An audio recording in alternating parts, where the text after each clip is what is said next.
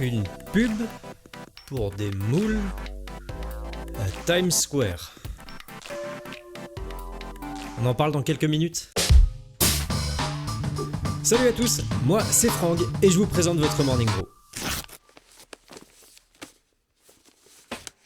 À Las Vegas, au CES, le Consumer Electronics Show, un salon dédié aux innovations technologiques orientées vers le grand public, MSI, un grand constructeur de matériel informatique, a annoncé son tout dernier modèle d'écran, le MEG 321 URXQD OLED. Au-delà d'avoir un nom super vendeur, l'écran est doté d'une dalle OLED 4K, classique, avec un taux de rafraîchissement à 240 Hz, et là, vous êtes en train de vous dire, mais on s'en bat les couilles Franck, et vous avez raison, mais en fait, le truc important de cet écran, c'est qu'il contient un micro-ordinateur capable d'analyser l'image affichée et de vous donner des informations supplémentaires sur ce que vous voyez en temps réel. Et là, ceux d'entre vous qui jouent aux jeux vidéo en ligne commencent à peut-être voir le problème.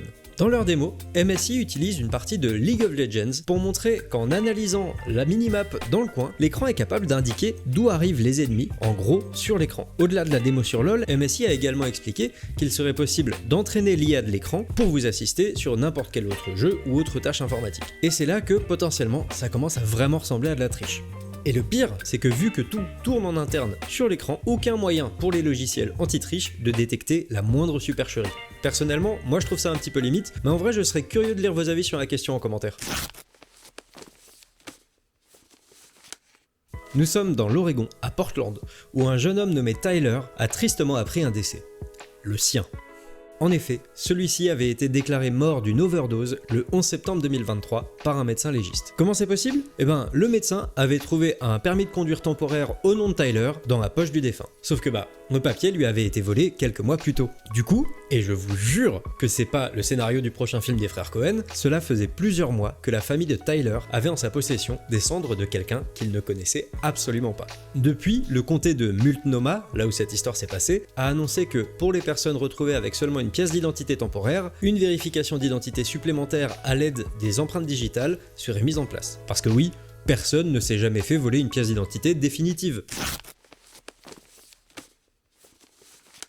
La Monnaie de Paris, l'institution en charge de la production de pièces métalliques en France, a eu un léger contretemps qui a mené à une perte financière estimée entre 700 000 et 1 200 000 euros. Et bah ouais, en fait il s'avère que quand le PDG de l'institution décide de produire 27 millions de nouvelles pièces sans attendre la validation du nouveau design de la part de la Commission européenne, et bah celle-ci a le droit de refuser et de vous ordonner à tout détruire. Mais alors, pourquoi est-ce que le PDG de la Monnaie de Paris, Marc Schwartz, était si pressé ? Bah c'est tout simple, il voulait que ces petites pièces soient prêtes pour la visite du ministre de l'économie et qu'il ait le droit à une petite tape dans le dos, un petit sucre et qu'on lui dise « C'est bien mon fiston, t'auras le droit à un deuxième dessert ce soir ». C'est marrant parce que moi, je pense que si je fais une erreur très bête qui coûte 700 000 euros à l'État français, je pense que je finis en tôle dans les 2 semaines qui suivent, alors que lui, il est toujours PDG évidemment.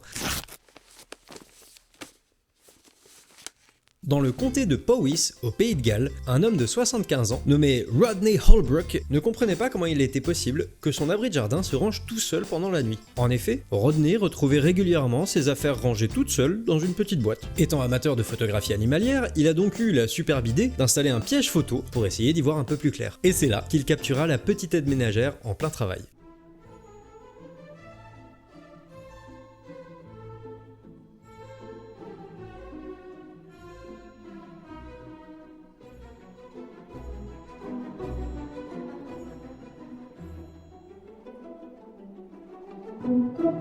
Le gentil monsieur Holbrook a déclaré ne pas spécialement vouloir intervenir et qu'il laisserait la nature faire ce qu'elle doit faire. Ça s'est passé à une pub pour des moules à Times Square, où une pub pour des moules à Times Square a déclaré être une pub pour des moules à Times Square. Une pub pour des moules à Times Square a donc été une pub pour des moules à Times Square.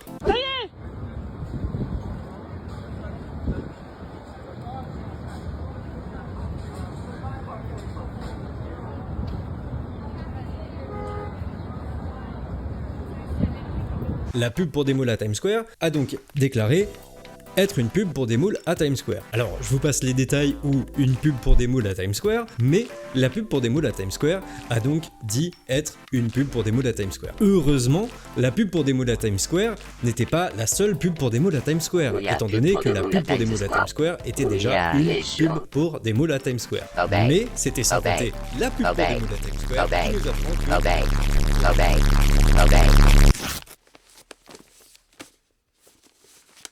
Pour l'info historique, je voulais juste prévenir qu'à partir de maintenant, je parlerai d'une actu historique qui se passera dans la semaine à venir. Par exemple, au moment où cette vidéo sort, normalement le 20 janvier, l'actu historique de la semaine parlera d'une actu du 24 janvier.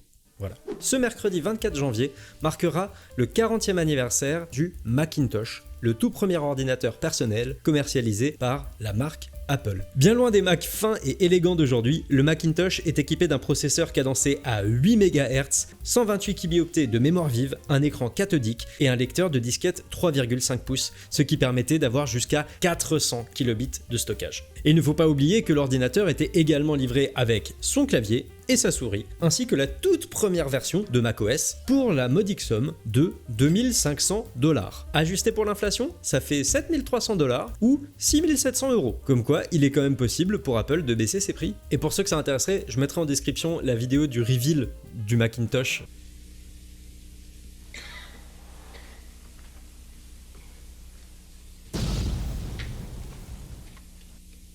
Fait par un très jeune Steve Jobs avec encore beaucoup de cheveux. Franchement, c'est assez rigolo à aller voir.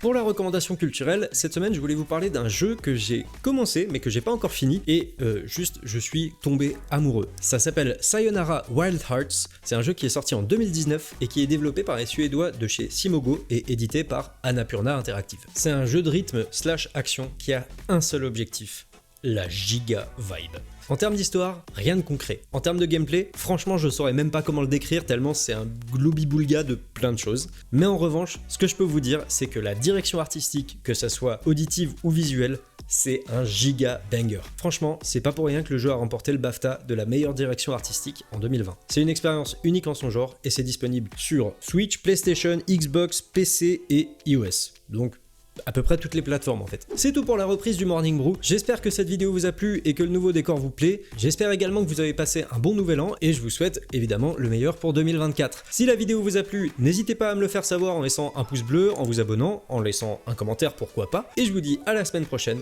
pour un nouveau Morning Brew.